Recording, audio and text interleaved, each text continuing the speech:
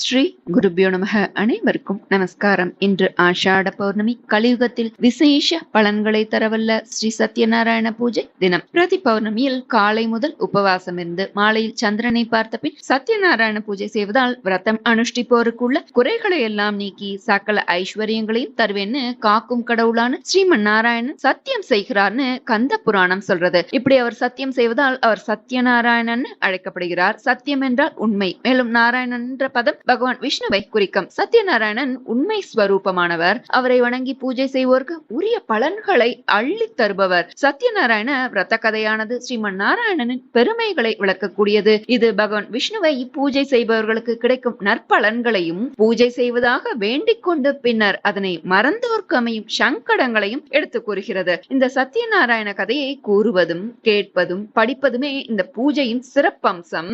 இந்த கதை 5 பாகங்களில் அமைந்துள்ளது. இந்த பூஜையை செய்து இந்த கதா சிரவணம் செய்பவர் சர்வ நிச்சயமாக பகவானின் அருளை பெறுவார்கள். அவர்களது ஏழ்மை, தரித்திரம் விலகும், செழிப்பு, மகிழ்ச்சி, காரியத்தில் வெற்றி என அனைத்தும் கிடைக்கும். அநியாயமாய் சிறை தண்டனை பெற்றவர்கள் விடுவிக்கப்படுவார்கள். பயம் விலகும், சந்தேகமில்லாமல் விரும்பிய எல்லாமே கிடைக்கும். கலியுகத்தில் விசேஷ பலன்களை தரவல்லது இது அப்படின்னு சொல்லப்படுறது. பூஜை செய்ய முடியாதோரும் வருந்த வேண்டாம். கோவில்களில் சத்யநாராயண பூஜைக்கு பணம் செலுத்தி பங்கெடுத்துக் கொள்ளலாம். அத்துடன் இந்த கதாசிரவணம் செய்ய சுபிக்ஷம் உண்டாகும், மங்களம் பெருகிடும். இது அனைத்துமே இந்த விரத மகிமையை கேட்கும் போது நிச்சயம் உணர முடியும். நம்ம சத்யநாராயண பூஜை கதையை தெரிந்து கொள்ளலாம். ஒரு சமயம் நைமிச்சாரண்யத்துல சவுனகாதி முனிவர்களாம் சூத்த பௌராணிகரை பார்த்து கேட்கிறா, ஹே முனி சிரேஷ்டரே, எங்களுடைய விருப்பப்படி நீங்கள் பகவானுடைய அவதார மகிமைகள்லாம் எடுத்து சொன்னீள். எங்களுக்கு ரொம்ப சந்தோஷம். இப்போ நீங்க எங்களுக்கு இன்னொன்னும் சொல்லணும். மனிதர்கள்லாம் இந்த பூலோகத்துல பிறந்து பகவானின் கருணையோட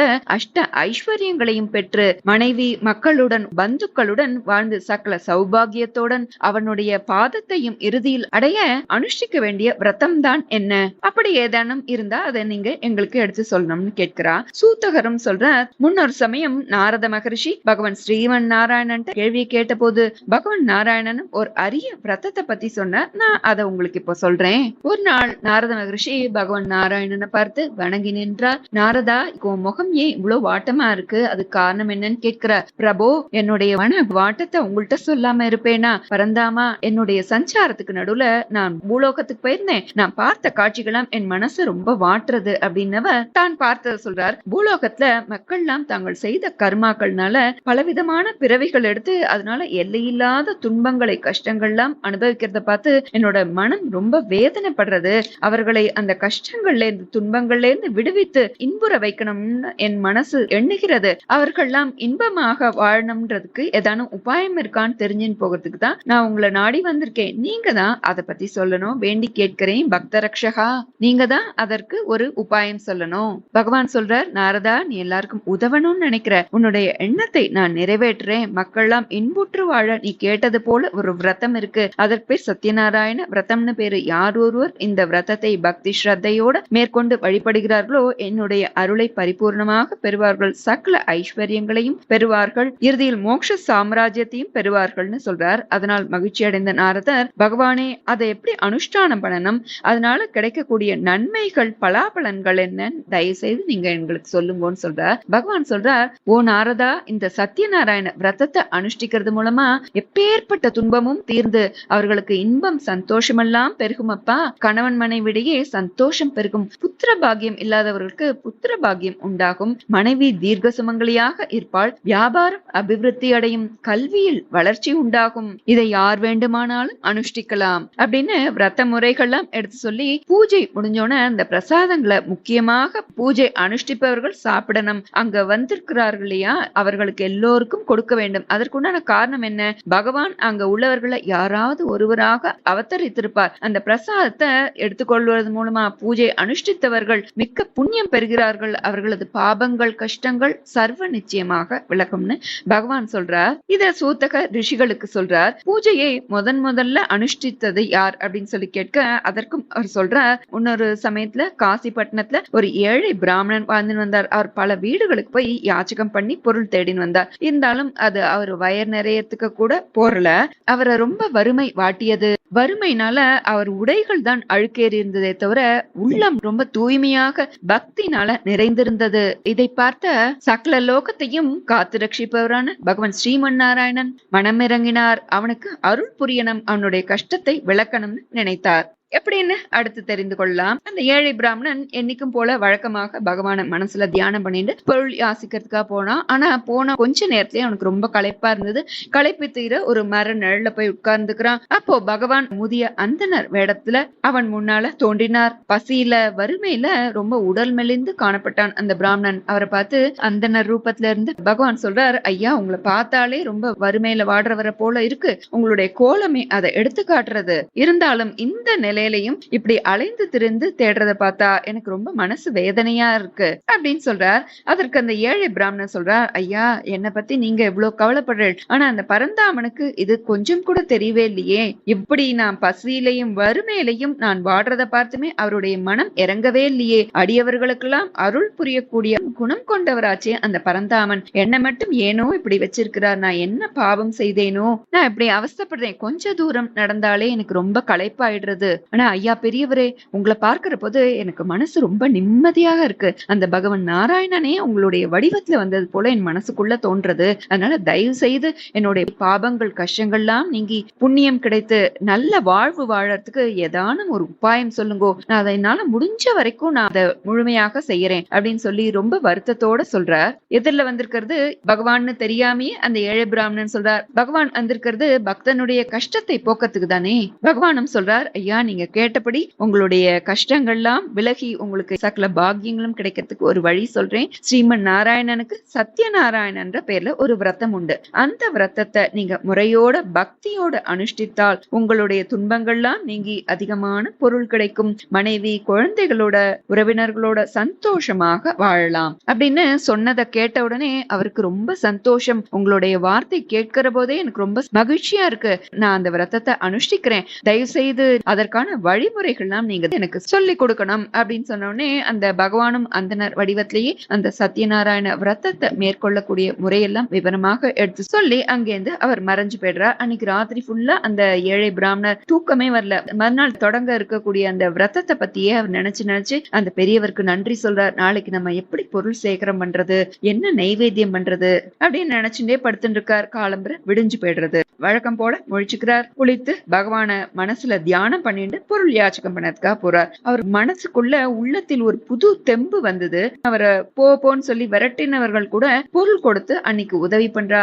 அவருக்கு அதிகமான பொருள் கிடைச்சது. அவர் வீட்டுக்கு திரும்புற போது அந்த சத்யநாராயண பூஜைக்கு உண்டான பொருட்களை எல்லாம் வாங்கின்னு வந்தார். அவர் வீட்டுக்கு வந்து உறவினர்களை எல்லாம் அழைத்து குளித்து முடித்து தான் வாங்கி வந்த பொருட்களை எல்லாம் வைத்து பக்தி ஸ்ரத்தையோட அந்த சத்யநாராயண விரதத்தையும் தொடங்குறார். பூஜை முடிந்து பகவானுக்கு நைவேத்தியம் செய்து நிவேதன பிரசாதத்தையும் எல்லோருக்கும் கொடுத்து தானம் எடுத்துக்கொள்கிறார். அன்னையில இருந்து மாசம் தவறாம பௌர்ணமி அன்னைக்கு பிரதோஷ காலத்துல இந்த சத்யநாராயண விரதத்தை தொடர்ந்து செய்துன்னு வரார். அந்த பிராமணருக்கு உயர்ந்த இடத்துல ஒரு வேலை கிடைத்தது. அவருடைய வறுமையெல்லாம் ஒழிந்தது. மனைவி மக்களோட நீண்ட காலம் மகிழ்ச்சியாக இருந்து அவருக்கு இறுதியில் மோட்ச சாம்ராஜ்யமும் கிடைத்தது. கலியுகத்தில் கைமேல் பலன் தரக்கூடிய பூஜா விரதம்னே சொல்லலாம். இந்த கதையை கேட்ட அந்த முனிவர்கள்லாம் சூத்தகரை பார்த்து கேட்கிறா, மகரிஷி இந்த சத்யநாராயண விரதத்தை பகவான் முதல்ல தெரிந்து கொண்டவர் அந்த ஏழை பிராமணன். அவர்கிட்ட அந்த விரதத்தை அறிந்து கொண்டவர்கள்லாம் யார் அப்படின்னு நீங்க சொல்லுங்கன்னு கேட்க அதையும் சூத்தக முனிவர் சொல்றார்.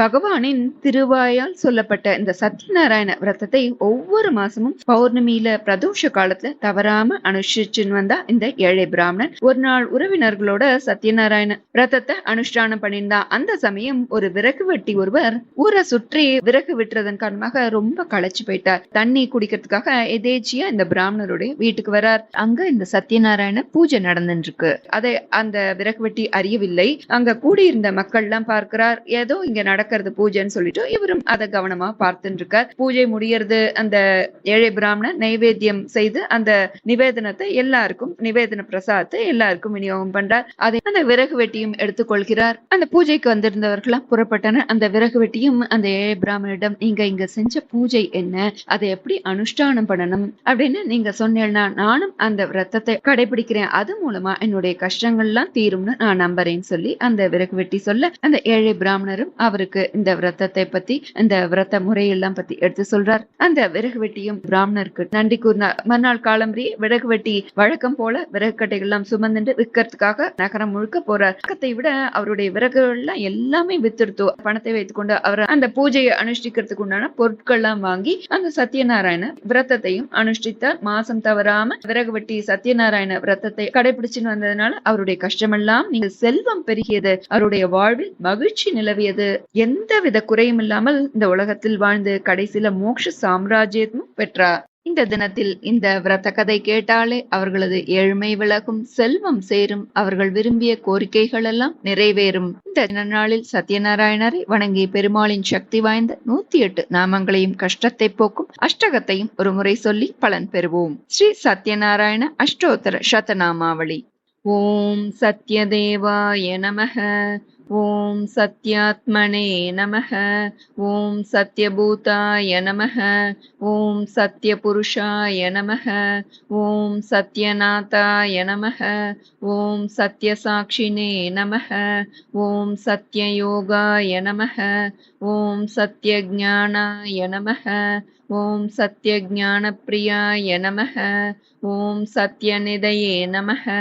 ஓம் சத்யசம்பவாய நமஹ. ஓம் சத்யபிரபுவே நமஹ. ஓம் சத்யேஸ்வராய நமஹ. ஓம் சத்யகர்மணே நமஹ. ஓம் சத்யபவித்ராய நமஹ. ஓம் சத்யமங்களாய நமஹ. ஓம் சத்யகர்பாய நமஹ. ஓம் சத்யபிரஜாபதயே நமஹ. ஓம் சத்யவிக்ரமாய நமஹ. ஓம் சத்யசித்தாய நமஹ. ஓம் சத்யாச்சுதாய நமஹ. ஓம் சத்யவீராய நமஹ. ஓம் சத்யபோதாய நமஹ. ஓம் சத்யதர்மாய நமஹ. ஓம் சத்யாக்ரஜாய நமஹ. ஓம் சத்யசந்துஷ்டாய நமஹ. ஓம் சத்யவராஹாய நமஹ. ஓம் சத்யபாராயணாய நமஹ. ஓம் சத்யபூர்ணாய நமஹ. ஓம் சத்யௌஷதாய நமஹ. ஓம் சத்யசாஸ்வதாய நமஹ. ஓம் சத்யப்பிரவர்தனாய நமஹ. ஓம் சத்யவிபவே நமஹ. ஓம் சத்யஜேஷ்டாய நமஹ. ஓம் சத்யஸ்ரேஷ்டாய நமஹ. ஓம் சத்யவிக்ரமினே நமஹ. ஓம் சத்யதன்வினே நமஹ. ஓம் சத்யமேதாய நமஹ. ஓம் சத்யாதீஷாய நமஹ. ஓம் சத்யக்ரதவே நமஹ. ஓம் சத்யகாலாய நமஹ. ஓம் சத்யவத்சலாய நமஹ. ஓம் சத்யவசவே நமஹ. ஓம் சத்யமேகாய நமஹ. ஓம் சத்யருத்ராய நமஹ. ஓம் சத்யபிரம்மணே நமஹ. ஓம் சத்யாமிருதாய நமஹ. ஓம் சத்யவேதாங்காய நமஹ. ஓம் சத்யசதுராத்மனே நமஹ. ஓம் சத்யபோக்த்ரே நமஹ. ஓம் சத்யசுச்சயே நமஹ. ஓம் சத்யார்ஜிதாய நமஹ. ஓம் சத்யேந்திராய நமஹ. ஓம் சத்யசங்கராய நமஹ. ஓம் சத்யஸ்வர்காய நமஹ. ஓம் சத்யநியமாய நமஹ. ஓம் சத்யமேதாய நமஹ. ஓம் சத்யவேத்யாய நமஹ. ஓம் சத்யபீயூஷாய நமஹ. ஓம் சத்யமாயாய நமஹ. ஓம் சத்யமோகாய நமஹ. ஓம் சத்யசுரானந்தாய நமஹ. ஓம் சத்யசாகராய நமஹ. ஓம் சத்யதபசே நமஹ. ஓம் சத்யசிம்ஹாய நமஹ. ஓம் சத்யமிருகாய நமஹ. ஓம் சத்யலோகபாலகாய நமஹ. ஓம் சத்யஸ்திதாய நமஹ. ஓம் சத்யதிக்பாலகாய நமஹ. ஓம் சத்யதனுர்தராய நமஹ. ஓம் சத்யாம்புஜாய நமஹ. ஓம் சத்யவாக்யாய நமஹ. ஓம் சத்யகுரவே நமஹ. ஓம் சத்யநியாயாய நமஹ. ஓம் சத்யசாக்ஷினே நமஹ. ஓம் சத்யசம்வృతాய நமஹ. ஓம் சத்யசம்பிரதாய நமஹ. ஓம் சத்யவஹ்னயே நமஹ. ஓம் சத்யவாயுவே நமஹ. ஓம் சத்யசிகராய நமஹ. ஓம் சத்யானந்தாய நமஹ. ஓம் சத்யாதிராஜாய நமஹ. ஓம் சத்யஸ்ரீபாதாய நமஹ. ஓம் சத்யகுஹ்யாய நமஹ. ஓம் சத்யோதராய நமஹ. ஓம் சத்யஹ்ருதயாய நமः. ஓம் சத்யகமலாய நமः. ஓம் சத்யநாளாய நமः. ஓம் சத்யஹஸ்தாய நமः. ஓம் சத்யபாஹவே நமः. ஓம் சத்யமுகாய நமः. ஓம் சத்யஜிஹ்வாய நமः. ஓம் சத்யதंष्ट्राय நமः. ஓம் சத்யநாசிகாய நமः. ஓம் சத்யஸ்ரோத்ராய நமः. ஓம் சத்யசக்ஷுஷே நமः. ஓம் சத்யசிரசே நமः. ஓம் சத்யமுகுடாய நமः. ஓம் சத்யாம்பராய நமः. ஓம் சத்யாபரணாய நமः. ஓம் சத்யாயுதாய நமः. ஓம் சத்யஸ்ரீவல்லபாய நமः. ஓம் சத்யகுப்தாய நமः. ஓம் சத்யபுஷ்கராய நமः. ஓம் சத்யாத்ரிதாய நமः. ஓம் சத்யபாமாவதாரகாய நமः. ஓம் சத்யக்ரஹரூபிணே நமः. ஓம் சத்யப்ரஹரணாயுதாய நமः. இதி ஸ்ரீ சத்யநாராயண ஸ்தோத்திர சதநாமாவளி சம்பூர்ணம். ஸ்ரீ குருப்யோ நமः. ஸ்ரீ சத்யநாராயண அஷ்டகம். ஆதிதேவம் ஜகத்காரணம் ஸ்ரீதரம் லோகநாதம் விபும் வியாபகம் சங்கரம் சர்வபக்தேஷ்டதம் முக்திதம் மாதவம் சத்யநாராயணம் விஷ்ணுமீஷம் பஜே. சத்யநாராயணம் விஷ்ணுமீஷம் பஜே. सर्वदा लोककल्याणपारायणं देवगो विप्ररक्षार्थसद्विग्रहं दीनहीनात्मभक्ताश्रयं सुन्दरं सत्यनारायणं विष्णुमीशं भजे. सत्यनारायणं विष्णुमीशं भजे. दक्षिणे यस्य गङ्गा शुभा शोभते राजते सारमायस्य वामे सदा यः प्रसन्नो भाति भव्यश्च तं सत्यनारायणं विष्णुमीशं भजे. सत्यनारायणं विष्णुमीशं भजे. सङ्कटे सङ्गरेयं जनः सर्वदा स्वात्मविनाशनाय स्मरेत् पीडितः पूर्णकृत्यो भवेत् यत्प्रसादाच्च तं सत्यनारायणं विष्णुमीशं भजे. सत्यनारायणं विष्णुमीशं भजे. वाञ्छितं दुर्लभं यो ददाति प्रभुः साधवे स्वात्मभक्ताय भक्तिप्रिय सर्वभूताश्रयं तं हि विश्वम्भरं सत्यनारायणं विष्णुमीशं भजे. सत्यनारायणं विष्णुमीशं भजे. ब्राह्मणः साधु वैश्यश्च तुङ्गध्वजो ये भवन् विश्रुता यस्य भक्त्यामरा लीलया यस्य विश्वं ततं तं विभुं सत्यनारायणं विष्णुमीशं भजे. सत्यनारायणं विष्णुमीशं भजे.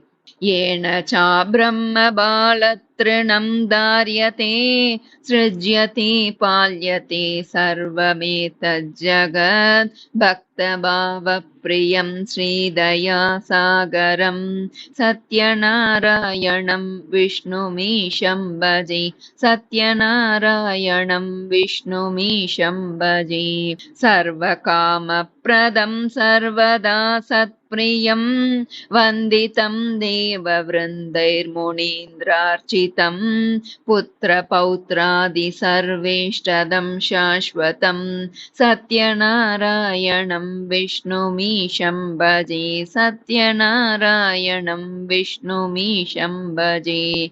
अष्टकं सत्यदेवस्य भक्त्या नर भावयुक्तो मुदा यस्त्रिसन्ध्यं पठेत् तस्य नश्यन्ति पापानि तेनाग्निना इन्दनानीव शुष्कानि सर्वाणि वै. इन्दनानीव शुष्कानि सर्वाणि वै.